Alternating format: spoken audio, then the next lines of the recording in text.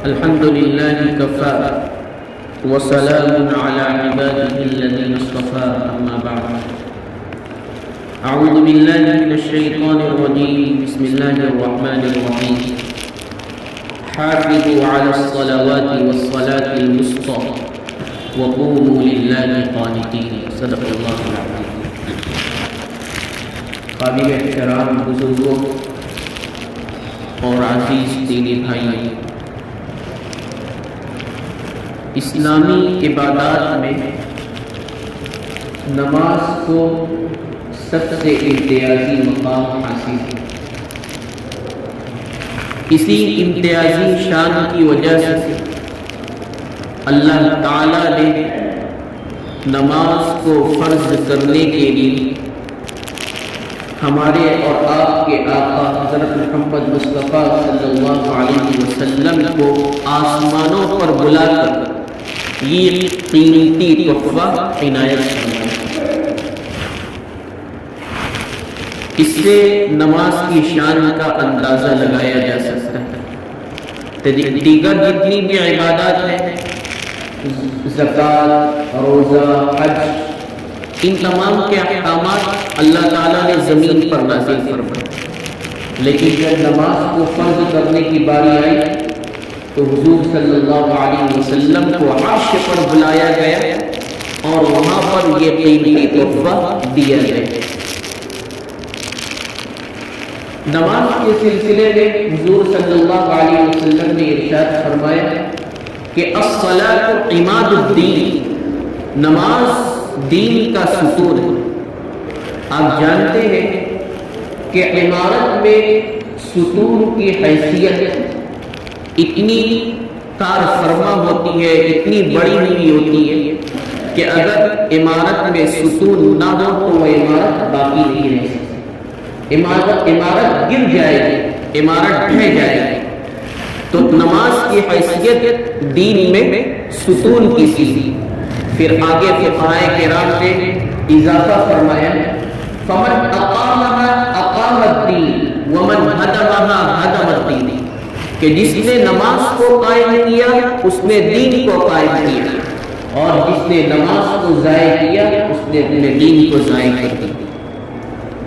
ایک روایت میں حضور صلی اللہ علیہ وسلم نے ارشاد فرمایا بین الکفر و بین العبد ترک الصلاۃ، کہ مومن بندے اور کفر کے درمیان امتیاز کرنے والی چیز نماز.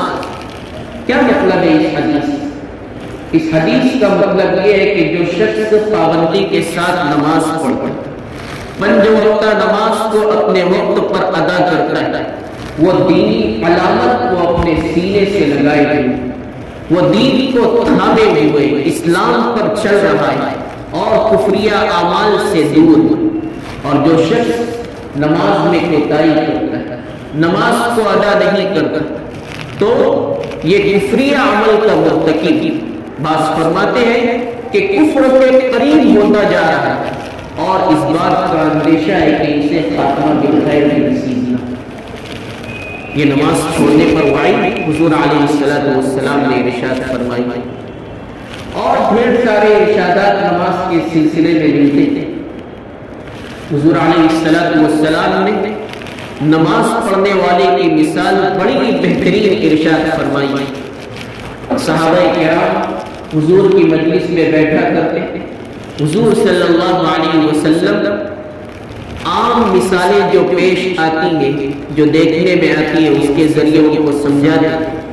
تو ایک مرتبہ صحابہ سے پوچھا کہ اے میرے صحابہ، آپ کا اس شخص کے متعلق کیا خیال ہے جس کے گھر کے سامنے ایک تالاب ہو، تالاب میں صاف شفاف پانی ہو، اور یہ شخص اس تالاب میں دن میں 5 مرتبہ نہائے، تو کیا اس کے جسم پر کوئی میل کچیل باقی رہے؟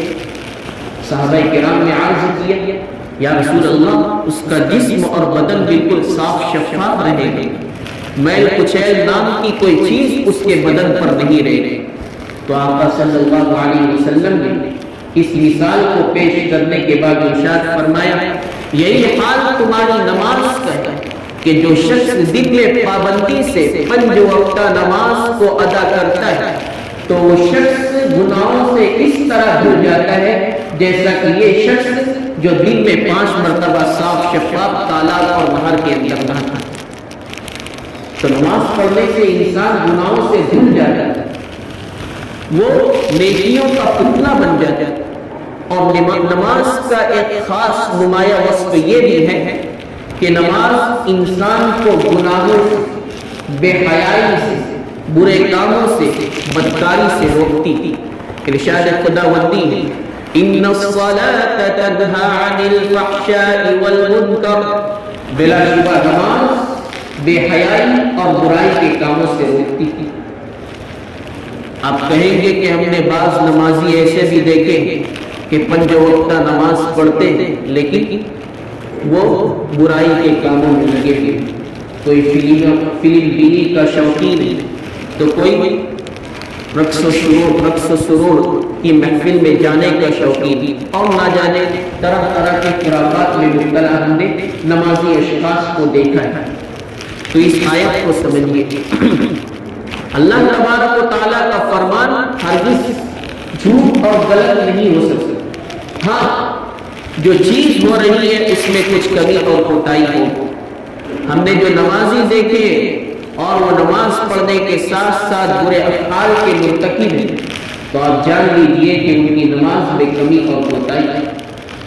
صحابہ کرام کے زمانے میں خیر القرون کا زمانہ ہے، آقا صلی اللہ علیہ وسلم موجود ہے، اور حضور صلی اللہ علیہ وسلم اور نبیوں کے بعد سب سے پاکیزہ مخلوق صحابہ کرام حضور علیہ السلام کی خدمت میں بارہا پیش ہوتی تھی۔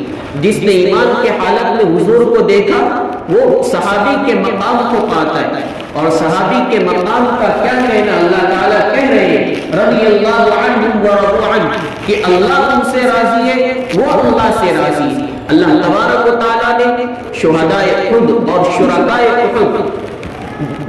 شہداء بدر ان تمام کی مغفرت کا اعلان فرما دیا۔ صحابہ کرام سے رضامندی کا اظہار حضور صلی اللہ تعالیٰ نے فرمایا۔ ان صحابہ کی مجلس میں ایک شخص آ کر کہتا ہے کہ یا رسول اللہ، میں نے ایک شخص کو دیکھا ہے، رات بھر نماز پڑھتا ہے اور صبح کی نماز ادا کرنے کے بعد چوری کرتا ہے، آپ کا اس شخص کے سلسلے میں کیا فرمان؟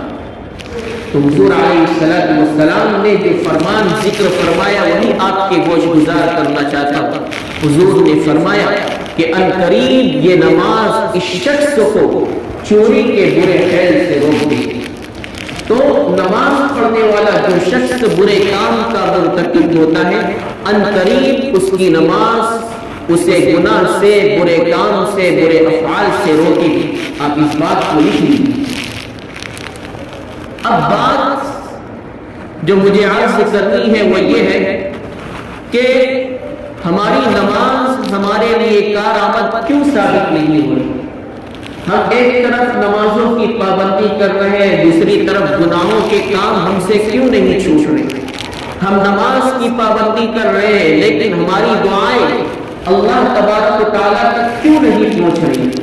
ہم کیوں طرح طرح کے مظالم میں ڈوبے ہوئے اور حالات سے دوچار؟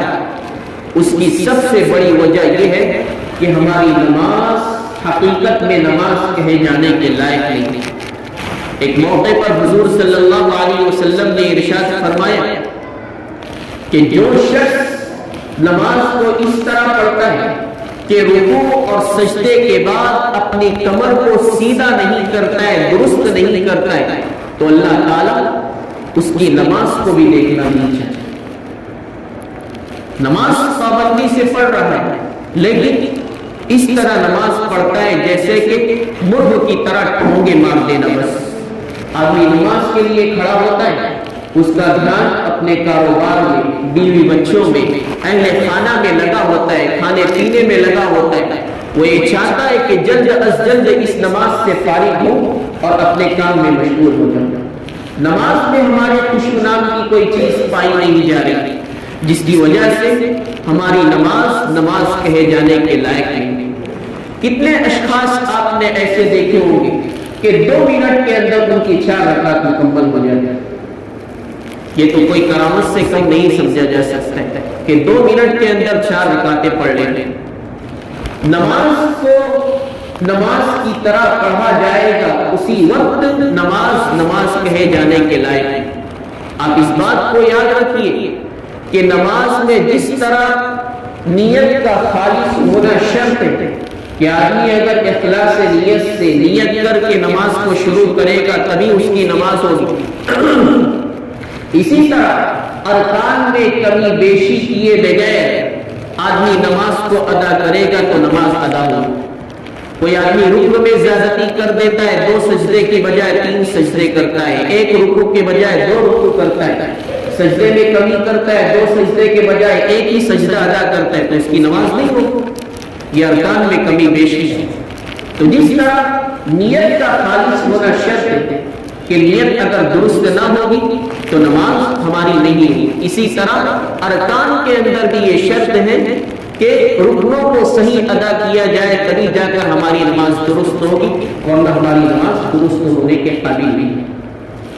تو جب ہم نماز کے لیے کھڑے ہیں تو ہماری نماز اس طرح ہو جیسا کہ عبداللہ ابن زبیر رضی اللہ تعالی عنہ کی نماز، مختصر سا واقعہ ہے، اسی کے ضمن میں پھر چند مسائل آپ کو سنانا چاہتا ہوں۔ حضرت عبداللہ ابن زبیر رضی اللہ تعالی عنہ نماز پڑھنے کے لیے کھڑے ایک سانپ آیا، قریب میں ایک چھوٹا سا بچہ سو رہا ہے، وہ سانپ آ کر اس بچے کو لپٹ جاتا ہے اور قریب ہے کہ سانپ اسے ڈس لے، وہ بچہ زور و شور سے چلانے لگتا ہے، یہ آواز ان کے گھر کے قریب جو افراد تھے باہر کھڑے ہوئے ان کے کانوں تک پہنچتی ہے، سب دوڑے آتے ہیں، عبداللہ بن زبیر رضی اللہ تعالی عنہ کی اہلیہ بھی وہاں پر حاضر ہو جاتی ہے، سانپ کو مارا جاتا ہے، بچہ بچ جاتا ہے۔ حضرت عبداللہ بن زبیر رضی اللہ تعالی عنہ اپنی نماز سے فارغ ہوتے، فارغ ہو کر بیوی سے پوچھتے کہ میں نے شور کی آواز سنی تھی، کیا ہوا؟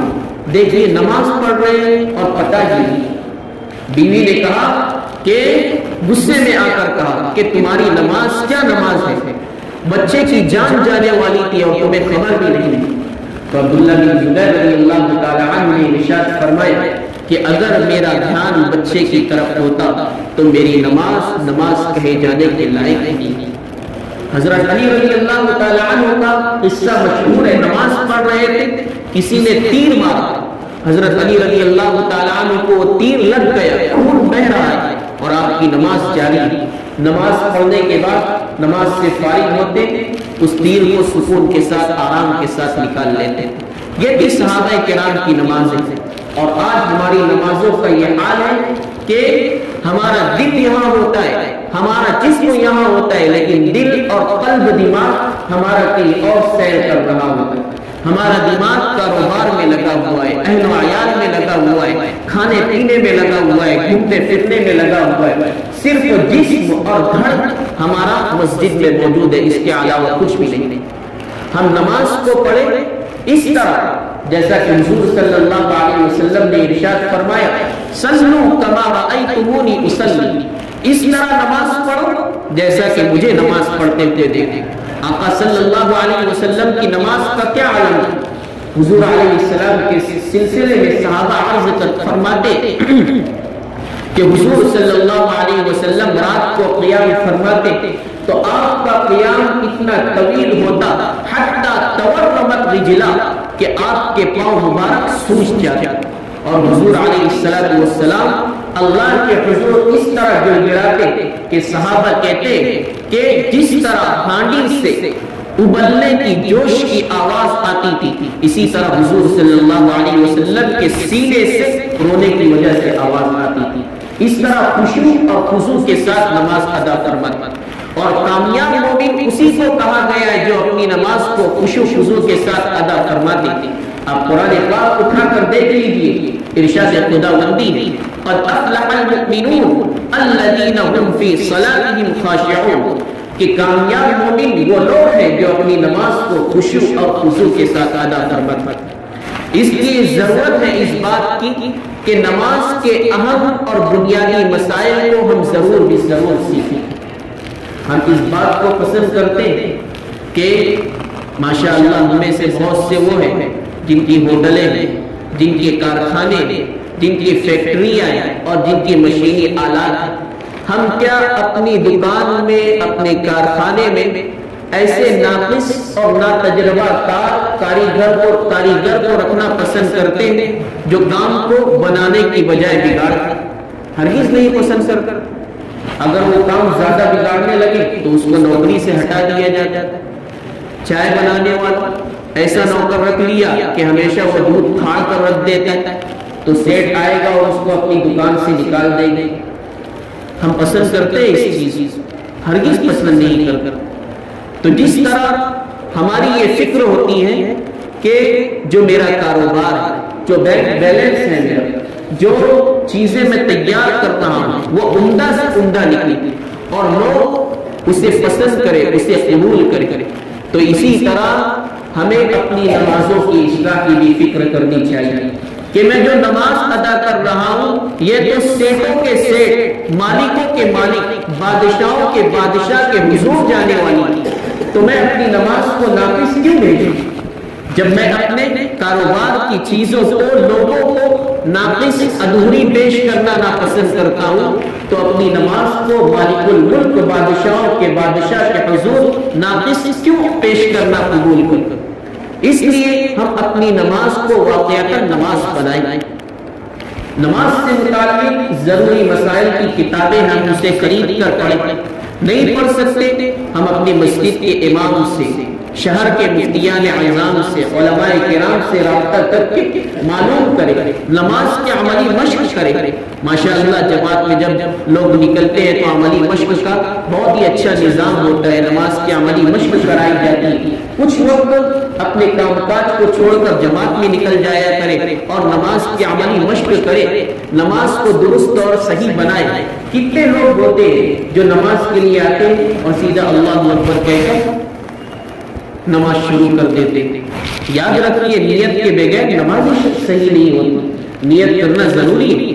ہم اپنی نماز پڑھ رہے ہیں تو دل میں استحضاء، زبان سے کہنا ضروری نہیں، دل میں ارادہ ہو گیا کہ میں فرض نماز ادا کر رہا ہوں 4 رکعت، 2 رکعت، مغرب کی 3 رکعت، میں سنت ادا کر رہا ہوں، نفل ادا کر رہا ہوں، نیت کا استحضاء ضروری ہے، چاہے ہمارے قلب سے، اور اگر دل مستحضر نہیں رہتے، حاضر نہیں رہتے تو زبان سے کہنے میں بھی کوئی حرج نہیں۔ البتہ نیت کرنا شرط نماز میں، نیت کے بغیر ہماری نماز ہی صحیح نہیں ہوتی۔ تو گویا کہ ہم نے آ کر اللہ اکبر کہہ کر جو 4 رکعت، 3 رکعت، ظہر کی 12 رکعت، 10 رکعت اور اسی طرح عصر کی 10 رکعت، مغرب کی 7 رکعت جو ہم نے پڑھی ہے وہ ہماری نماز نہیں، بلکہ ہم نے تو آ کر ورزش کی، ہم نے تو آ کر اٹھک بیٹھک کی ہے، ہم نے تو آ کر جھکے ہیں اور سجدے میں سر مارا ہے۔ اگر ہم نے نیت نہیں دی، نیت کے بغیر نماز ہی کا وجود نہیں ہوتا۔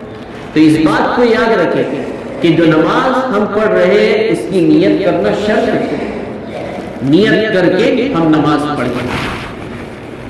مقتدی ہو تو اس بات کا خیال رکھنا ضروری ہے کہ جو امام محراب کے اندر کھڑا ہے میں اس کی اقتدا کرتا ہوں، یہ شرط ہے ہمارے لیے، ہمیں اس کی نیت کرنی ہے۔ بہت سے ایسے ہمارے بھائی ہوں گے جنہیں یہ چیز اب تک معلوم نہیں ہوگی، اللہ تعالیٰ سے توبہ کرے اور آئندہ سے ہم اپنی نمازوں کی اصلاح کریں، اسی طرز پر نماز پڑھیں۔ ابتدا کی نیت کرتا ہوں اور محراب کے اندر جو امام کھڑا ہے اس کی ابتدا کی میں نیت کرتا ہوں، یہ شرط ہے۔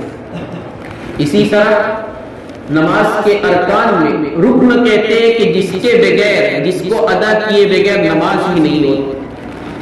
ہم نے نیت کر کے اللہ اکبر کہہ کر نماز میں ہم شریک ہوں گے، اب اسے اس کے بعد ہمیں قرات کرنی ہے، سورہ فاتحہ پڑھنا واجب ہے۔ واجب کی ادائیگی کے بغیر نماز میں نقص رہتا ہے، نماز کامل نہیں ہوتی۔ سورہ فاتحہ پڑھنا ہے، اس کے ساتھ ہمیں کوئی سورت پڑھنی۔ بہت سے ایسے ہمارے بھائی ہیں سورہ فاتحہ اور سورہ اخلاص یاد ہے، ہمیں کم از کم 4 سورتیں تو یاد کرنی لازمی اور ضروری ہے، تاکہ 4 رکعت والی جو سنت اور نفل نماز ہے 4 رکعت میں قرات کرنا ضروری ہے۔ سورہ فاتحہ کے ساتھ سورتیں پڑھنا، فرض کی بات اور ہوتی ہے کہ فرض میں پہلی 2 رکعت میں سورہ فاتحہ کے ساتھ قرات ہے، اس کے بعد صرف سورہ فاتحہ پڑھنا۔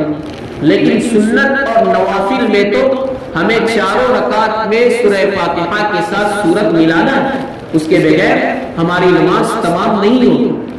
تو اگر ہم میں سے جن کو بھی سورتیں یاد نہ ہو، یاد کریں، مؤذن صاحب کے پاس، امام صاحب کے پاس، ہمارے گھر میں کوئی حافظ ہو ان کو اپنے ساتھ لے، یا ہماری اہلیہ پڑھی ہو اس کے پاس پڑھے۔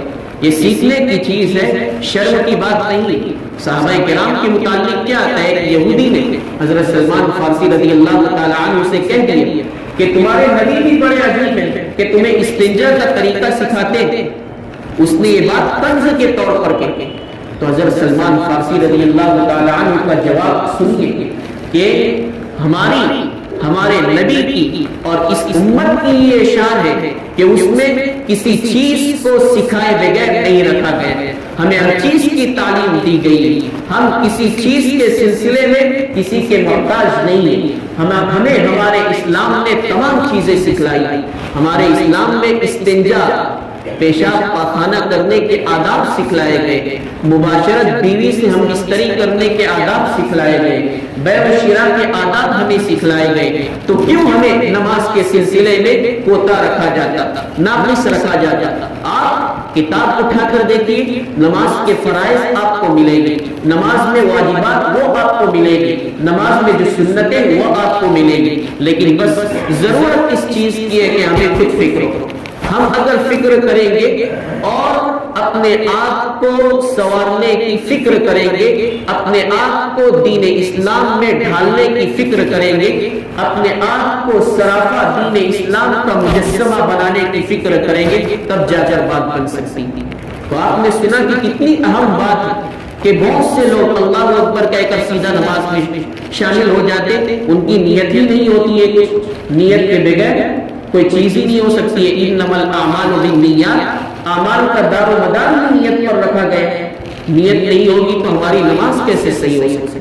تو پہلی چیز نیت۔ دوسری چیز ہمیں صورتیں یاد ہو، کم از کم 4 صورتیں تو ضرور یاد ہو۔ اور بہت تعجب اور افسوس کے ساتھ کہا جاتا ہے کہ دنیا والے غیر مسلم اپنی کتابوں کو باقاعدہ پڑھتے ہیں۔